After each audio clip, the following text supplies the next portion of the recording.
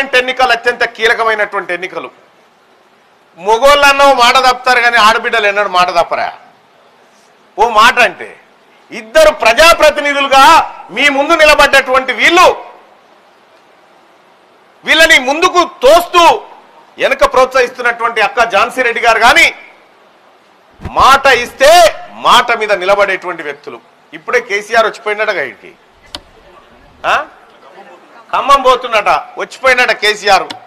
మీ దయాకర్ రావు కూడా ఆడనే ఉండొచ్చు. దయాకర్ రావు మొత్తం పేయిల రక్తమే లేకుండా పోయింది ముఖంలో.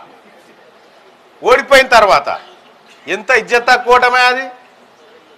ఇంత ఇజ్జత్ తక్కువ ఆయన ఓడిపోతాడని ఆయన కూడా అనుకోకుండొచ్చు.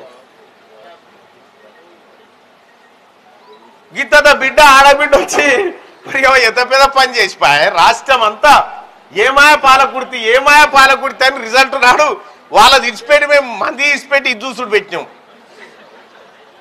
ఇదే పాలకుర్తి గడ్డ మీదకి వచ్చి అదే బహిరంగ సభలో నేను చెప్పినా లేదా ఝాన్సీ అక్క కోడలు 50,000 మెజార్టీతో గెలవబోతుంది, మీరు రాసి పెట్టుకోని మా సర్వేలో తేలిందని చెప్పిన ఆ రోజు కరెక్ట్ గా ఇంతలో కొంచెం ఇటాట్లో 47,000 చిల్లరతోటి బయటపడ్డది. ఓ 2,500 ఏమో తక్కువ వచ్చినట్టున్నాయి. అవి కూడా తక్కువ కాకుండా పాలకుర్తి నియోజకవర్గం నుంచి సోదరి కడియం కావ్యకు 6,500 కూడా భర్తీ చేసి 50,000 మెజార్టీ ఇచ్చి మన కాంగ్రెస్ పార్టీ జెండాను రెపరెపలాడించాల్సినటువంటి అవసరం ఉంది. అంతేకాదు